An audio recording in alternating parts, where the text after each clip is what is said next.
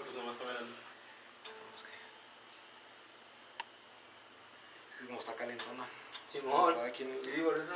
Se mueve. Y como aquí está fresco. Hasta se siente todavía el... Sí, está calentilla. Esa trae 1052. La roña. ¿Y por qué no se sienten? Ah, pues por la gusta. ¿Qué tal, amigos de Hablando de Música? Pues un placer volverlos a saludar. El día de hoy tengo la grata compañía de mi buen amigo Josué Moreno. ¿Quién no conoce a Josué Moreno?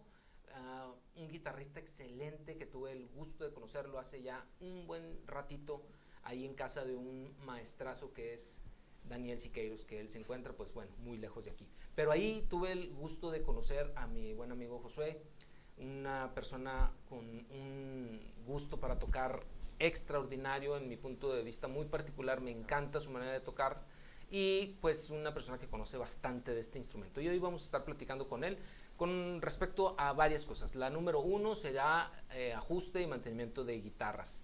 Pero antes vamos a darle la bienvenida a mi buen amigo Josué. Josué, un gusto, carnal. Gracias, mi amigo. Tenerte aquí en el programa, gracias por el tiempo. Gracias. Carnal, hace rato que nos conocimos. Ya hace buen rato. ¿Hace cuánto, carnal? Híjole, allá por el 94, 4, ¿no? 94, 94, 95, 94, por ahí, 95. bastante, ya llovió, o sea. O sea, un buen que nos conocimos ahí en casa del buen Daniel Siqueiros, un maestrazo, un virtuoso de la palabra, un virtuoso. Realmente. Que yo tengo el gusto de decir, y lo digo con mucho orgullo, que tuve el privilegio de tener... De ser alumno, o sea, de alguna tomar manera, clases con él. De alguna manera fuimos un alumnos. Buen ratito. Si no directamente, indirectamente convivir con Daniel fue una lección de música y de filosofía sobre la música muy, muy grata, de hecho. Sí, unas ideologías muy avanzadas para esa época, ¿no? Bastante, o sea, traía un rollo. Todavía se me hace traía un rollo muy adelantado para esa época. Muy, yo me acuerdo que grababa en un espacio muy chiquito. Sí, en un departamento, en su depa. Un oído impresionante. Y bueno, pues ahí nos conocimos, sí. y ahí tuvimos el placer, bueno, yo tuve el placer de conocer a Josué. Y, carnal, pues, a platicar contigo, que eres un experto en la materia de ajuste y mantenimiento de guitarras. Okay. Vemos que hay muchos mitos, sí.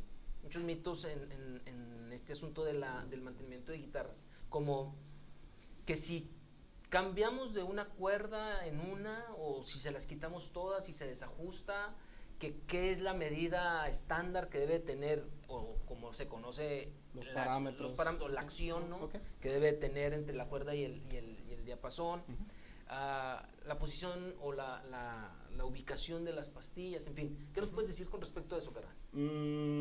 Bueno, hay muchos parámetros que son de cierta manera son estandarizados, ¿no? Recomendaciones de fábrica del instrumento y la marca varía mucho de acuerdo al estilo que esté dirigida el instrumento, ¿no? La fabricación de la guitarra. Pero mucho se reduce también al gusto personal de cada quien. Por ejemplo, ahorita me mencionas lo del cambio de cuerdas, que es algo muy básico y que todo el mundo debe aprender, en algún momento debe estar consciente de cómo cambiar correctamente las cuerdas de la guitarra. Ya con la experiencia te determina mucho eso. O sea, por ejemplo, cuando estás empezando, puedes experimentar muchas veces cambiar. Si no quieres que el ajuste relativo de tu guitarra se mueva mucho, es recomendable muchas veces cambiar una por una para no desajustar mucho el diapasón y esa es la cuestión de la acción de la guitarra. Pero ya con el tiempo, conforme vas adquiriendo mucho más experiencia, pues es más fácil cambiar las cuerdas de manera simultánea. O sea, las puedes cortar, eliminarlas y hacer un ajuste rápido. Pero eso solamente te lo va dando la experiencia, ¿verdad? Obviamente también conocer bien tu instrumento, ¿verdad? O sea, porque cada instrumento es diferente y se comporta diferente según la temperatura, la humedad, o sea, el cuidado personal que le dé cada quien a su instrumento. ¿Qué importante es o qué tanta importancia tiene el que estas guitarras, sobre todo las sí. eléctricas, estén siempre dentro de alguna bolsa o del estuche original? Okay. ¿Influye o no?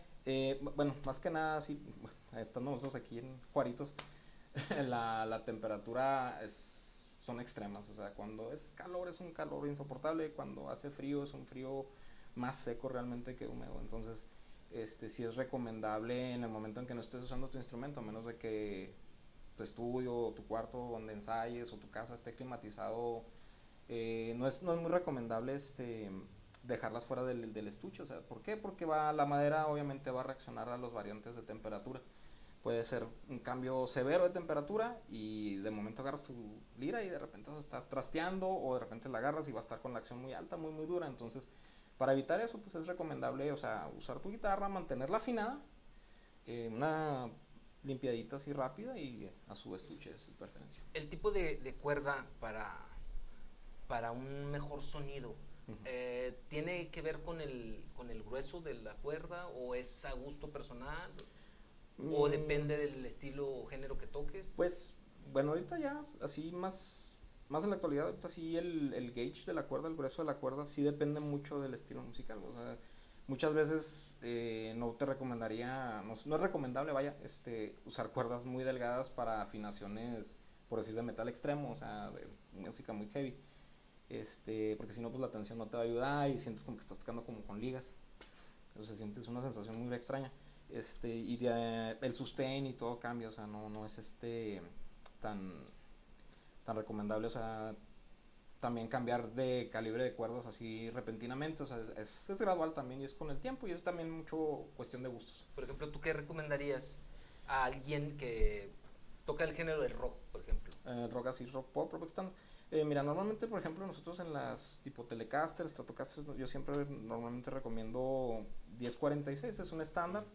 Hay gente que prefiere el 942, que da una acción más ligera. Hay gente que le gustan las 1148, 1152. Entonces es una variante muy personal. O sea, y luego también depende mucho de la guitarra. Todo lo que es tipo Fender, todo lo que es así Telecaster, Stratocaster, 1046 es muy estable la afinación, muy estable incluso con el uso del trémolo en las estratos. Si tu trémolo está bien ajustado, bien calibrado, no tienes muchos problemas con la afinación. En la Les Paul, por ejemplo, todo lo que es Gibson, la escala es más corta. Entonces es recomendable una cuerda a lo mejor un poco más gruesa. Por ejemplo, una Les Paul puede ser en 1152, sería recomendable. Y hablando de los trémolos, sí, sobre todo todas estas guitarras como las LTD, la Strato, no, Floyd Rose, o sea, que traen el puente flotante, ¿no? Okay. Y que usan ¿cómo se llama? El whammy y todo eso. Okay. Por lo regular siempre, originalmente a veces traen de 3 a 4 resortes atrás. Okay. Mucha gente, yo he visto que pone los 5 resortes que lleva. ¿Qué produce el tener 3, 4 o 5 resortes en la parte de atrás del trémolo? Ok. La variante aquí, el resorte, el tensor del trémolo, del Floyd Rose normalmente, o el puente flotante, se llama Strato incluso, es muy directamente proporcional con respecto al calibre de cuerdas que estés utilizando. Si usas cuerdas muy tensas, obviamente necesitas resortes más tensos o mayor cantidad de resortes. Ahorita en la actualidad hay muchas compañías que tienen diferentes tensiones en los resortes. Hay tensión media, tensión alta y hay incluso hasta tensión ultra alta, que es para afinaciones muy muy bajas en guitarras barítono, con Floyd Rose incluso, que usan cuerdas muy muy gruesas el calibre, y el resorte en respuesta tiene que ser bastante tenso también para que la afinación sea estable. O sea, eso influye que no se esté desafinando. Sí, que eso y que el ajuste esté bien hecho. Principalmente que el resorte de la tensión corresponda con respecto al calibre de la cuerda y la afinación, y el ajuste esté bien hecho. Mientras un ajuste esté relativamente bien hecho, la guitarra va a ser estable y no debe tener ningún problema. ¿Y tú recomendarías, por ejemplo, los candados estos de acá arriba, los locking tuners? Locking tuner, en maquinaria locking tuner sí ayuda mucho. Por ejemplo, en guitarras tipo Telecaster, tipo Stratocaster, donde que no se usan candado double locking, que el candado que va acá en el nut o en el puente abajo cuando es un trémolo, ayuda mucho porque básicamente estás utilizando la longitud necesaria nada más de la cuerda, no tienes exceso de cuerda, entonces es exactamente nada más lo que requieres. La afinación es más fácil y es más estable en la entonación y todo, no te molesta el hecho de que se esté desafinando. Es menos riesgo por no tener tanta cuerda. El exceso de la cuerda. Tanta cuerda. Y con respecto a esto de los mitos que hablábamos al principio, sí. que si la guardo desafinada, que si la afino, ¿qué onda con eso? Mira, experiencia personal. Es preferible tener tu instrumento, mantenerlo afinado constantemente, y no tener el problema de estarlo afinando y desafinando. ¿Por qué? Porque la madera va a reaccionar de manera distinta. O sea, volvemos a lo mismo, la temperatura, el clima, tiene mucho que ver. Entonces, eso de que no, yo uso mi guitarra y después de usarla la desafino. O sea, no sería algo muy recomendable. Si vas a viajar, por ejemplo, o sea, por ejemplo como ustedes que de repente salen a tocar fuera de la ciudad y el clima es variante, lo que yo les recomiendo o lo que yo hago en los setups para ese tipo de situaciones es bajarla a un semitono, pero mantenerla afinada. O sea, si te afinas en 440, bájate a bemol, o sea, te puedes afinar en mi bemol y 432 incluso, y viaja la guitarra con una tensión estable, una tensión uniforme, y no hay el riesgo de que se vaya a torcer el diapasón, porque el diapasón básicamente tiene esa acción, o sea, se puede ya sea ser cóncavo o ser convexo, pero si se tuerce ya es un problema serio, un problema severo para reparar una guitarra. Y ese posible riesgo, ¿lo daría la cuestión climatológica? Sí, si dejas las cuerdas con la tensión muy variada, sí puede pasar eso, pero pasa con mucho tiempo, o sea, no es cuestión de días o horas. O sea, eso tomaría mucho tiempo y muchos cambios de clima realmente. Obviamente a mejor guitarra, es decir, a mejor calidad de guitarra, ¿es menos el riesgo de eso o está muy mal? Una guitarra de mejor calidad es más susceptible. O sea, bueno, ahorita ya están los necks que ya vienen roasted, ya vienen deshidratados y vienen horneados básicamente, le sacan toda la humedad negativa y son más estables. La tecnología está avanzando mucho en ese aspecto y pues nos beneficia a todos, ¿verdad? ¿Qué guitarras traen esa tecnología que nos estás comentando? Pues hasta donde he visto ahorita que me he enterado, está Sir, está Charvel. No, pues pura barata. Puras económicas. Pura barata. Pura baratita.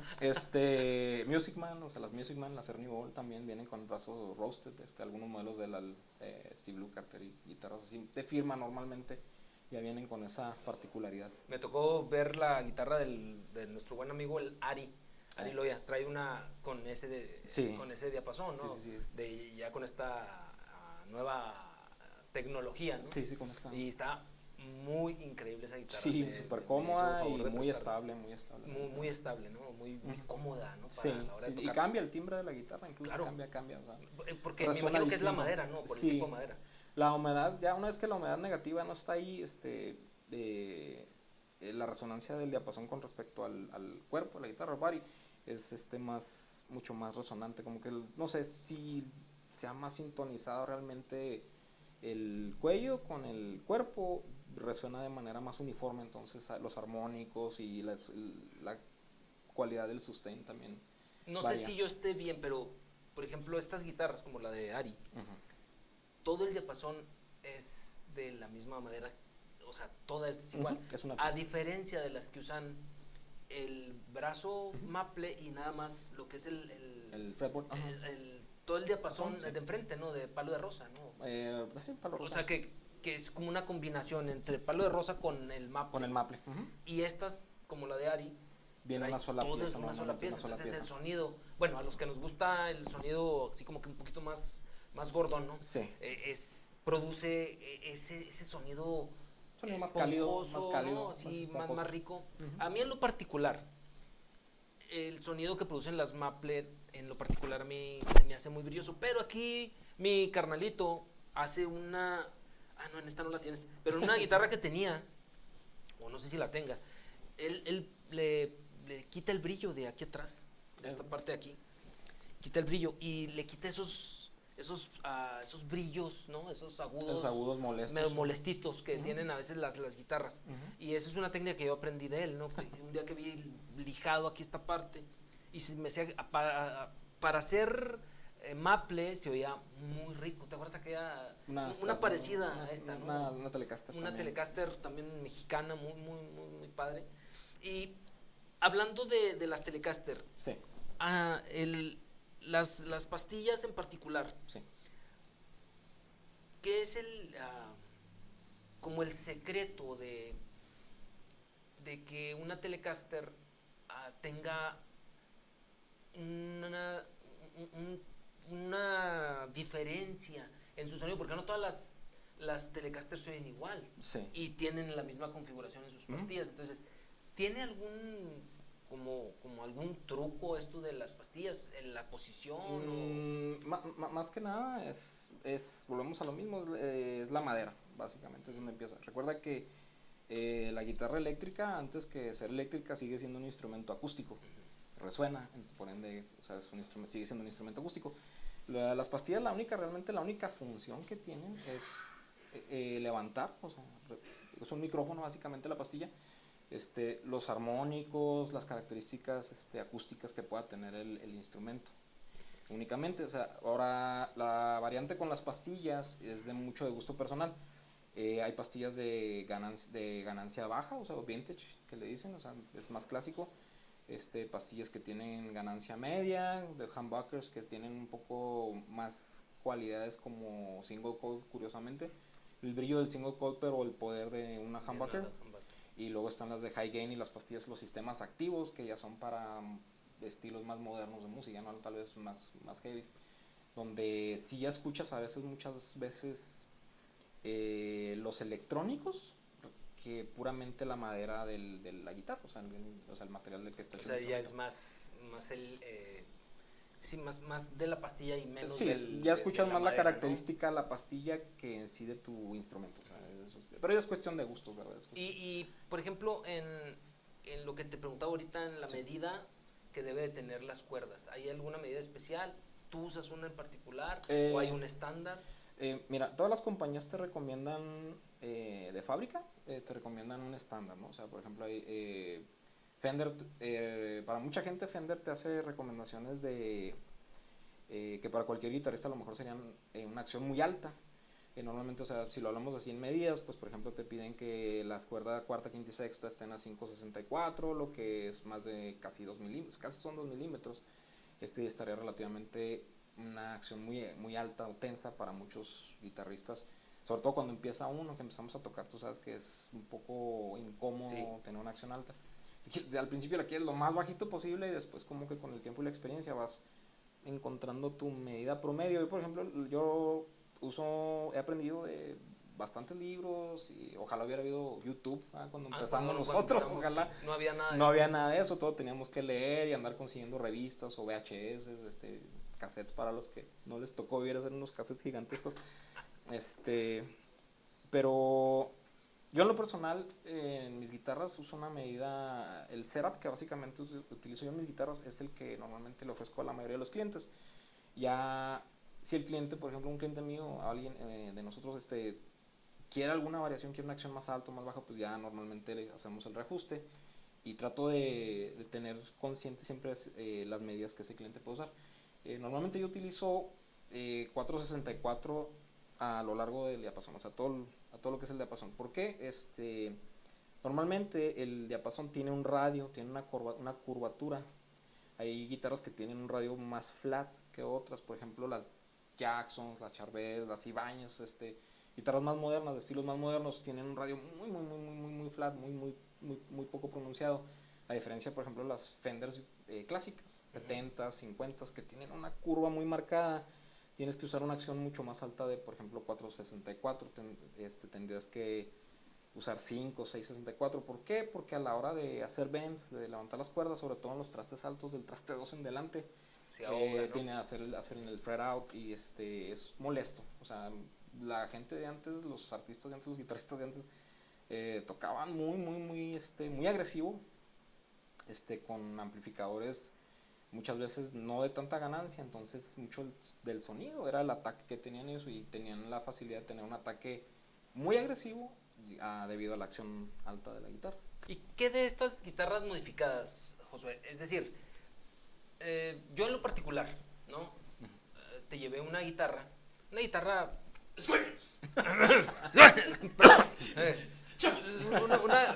Ese es nuestro productor que tiene gripe.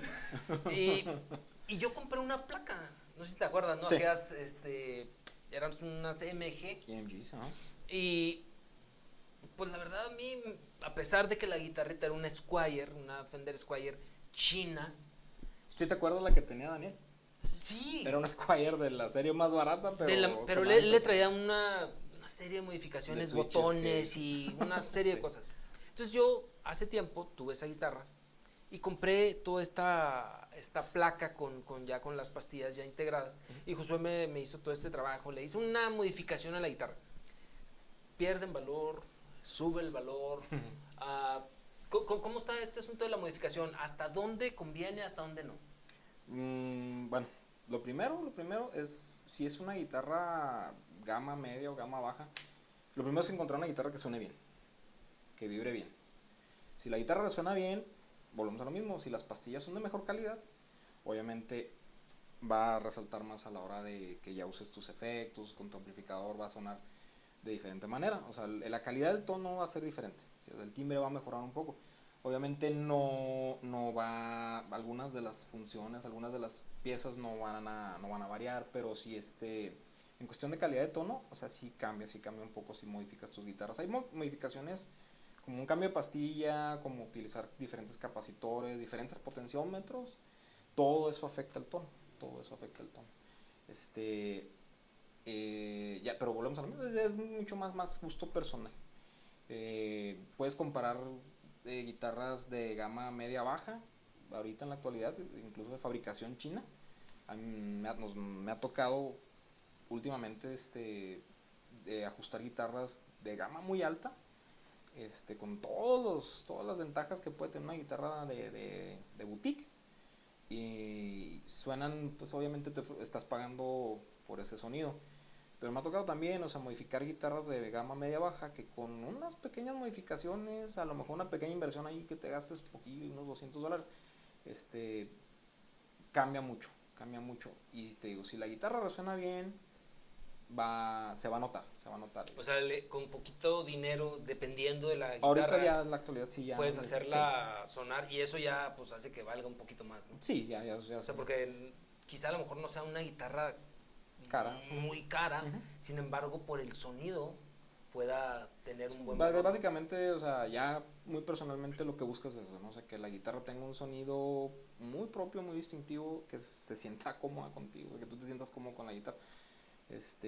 Y más que nada, o sea, que te dé buenos timbres limpios, buenos timbres con overdrive, buenos timbres con distorsión saturada, que sea versátil. O sea, muchas veces hay guitarras de gama muy alta que nada más suenan de cierta manera. Yo tuve esa experiencia personal con una marca. Tuve un par de esas guitarras, pero no sonaban más que de esa manera, o sea, sonaban como la persona a la que se las habían hecho de firma.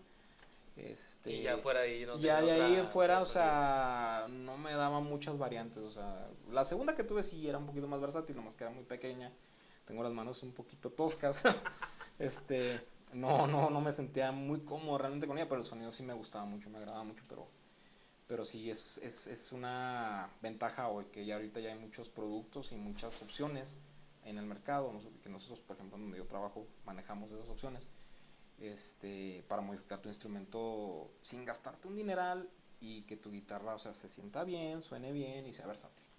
Entonces, no, a veces no necesitas comprar una guitarra muy cara, sino es más bien lo que te guste, o sea, es con lo que te sientas Sí, a gusto tocando, ¿no? sí, básicamente. O sea, porque nuestro, nuestro muy querido guitarrista, que a los dos nos gusta mucho, Carl Verheyen, dice que todo el asunto de las guitarras está aquí, ¿no?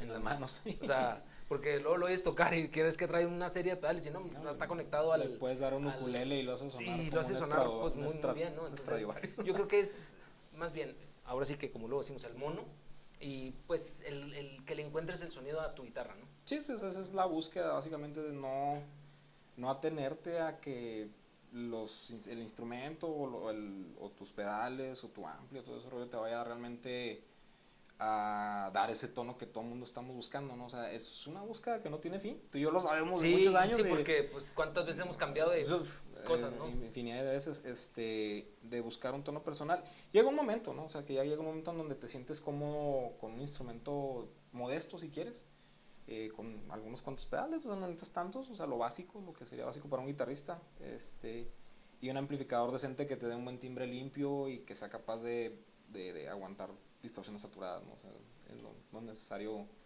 depender tanto de una pura marca o de cierta cantidad de pedales. O sea, es más que nada, o sea, todo empieza en las manos, una buena guitarra y un buen ampli con eso. Y un buen Y varo. un buen... Un buen varo. Sin embargo, vamos a tener una otra sesión con Josué para si tú tienes alguna duda, mándanos tus preguntas o lo que tú quieras saber, mándanoslas y con mucho gusto las vamos a leer y Josué nos las va a contestar para en la siguiente vez que él nos visite tener estas preguntas y contestarlas con mucho gusto. Vamos a ver un poquito así rápido con respecto a lo que hablaba Josué de los pedales. A mí en lo particular su pedalera me encanta porque es una pedalera cómoda, sencilla, sin muchos pedales, pero trae un sonido bastante particular de él. Y luego vamos a nomás enseñar tu pedalera. Okay.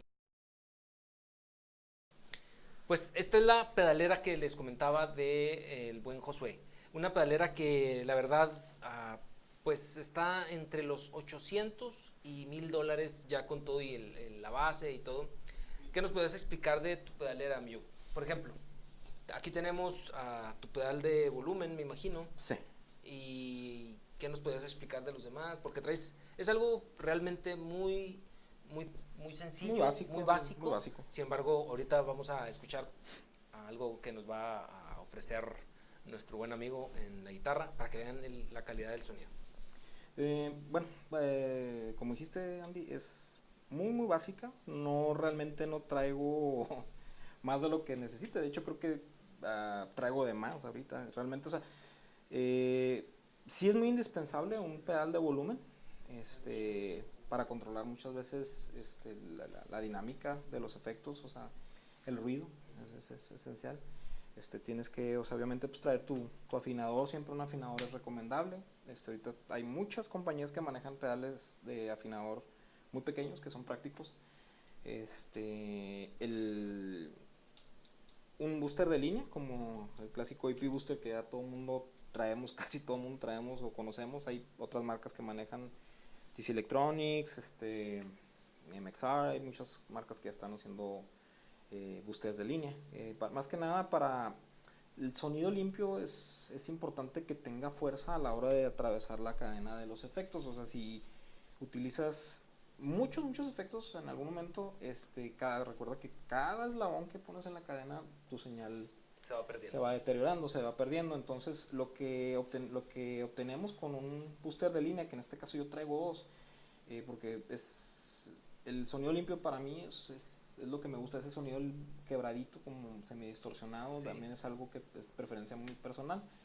Y pues la variante con los overdrives, o sea que nada más, o sea, un sonido más vintage que lo da el AC Booster de la Exotic, que es un sonido cálido pero con unos medios bastante pronunciados, y de ahí, o sea, un BB Preamp también de la Exotic, que es un sonido más marchaloso para las distorsiones un poquito más agresivas, o el sustain para los solos, o ese tipo de cosas. Puedes hacer stack, ¿verdad? Puedes combinarlos en simultáneo, ¿verdad? Incluso puedes encender cualquier. Normalmente yo siempre tengo encendido el EP Booster, que es como si fuera un excitador, básicamente un excitador de señal. O sea, maximizador, ¿no? Básicamente sí, para que me dé esos brillos y esos medios graves robustos, más que nada.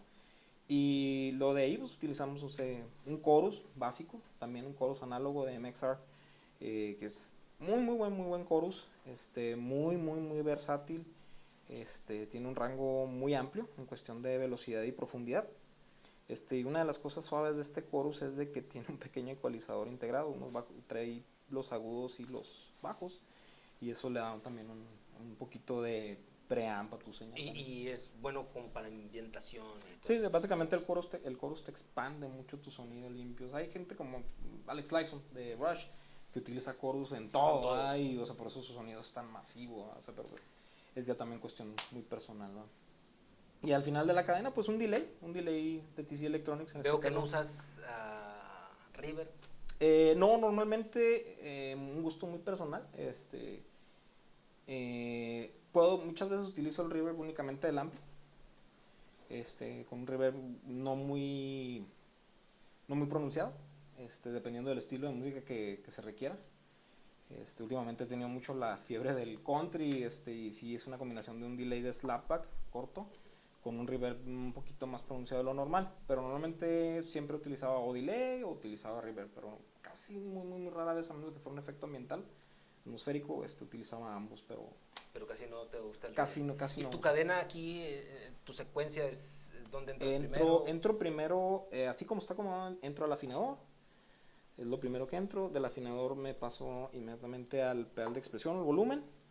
De ahí me voy al EP Booster, paso al RC Booster, al AC Booster, al amarillo, al anaranjado, al BB Preamp, chorus y final en la cadena siempre el delay. Y si hubiera un reverb, al final dejarías el Iría el reverb al final, para que básicamente moje toda la señal de todos los pedales. Y pues, si se fijan, es algo muy básico. Realmente los que conocen de guitarras saben que aquí hay buenos pedales.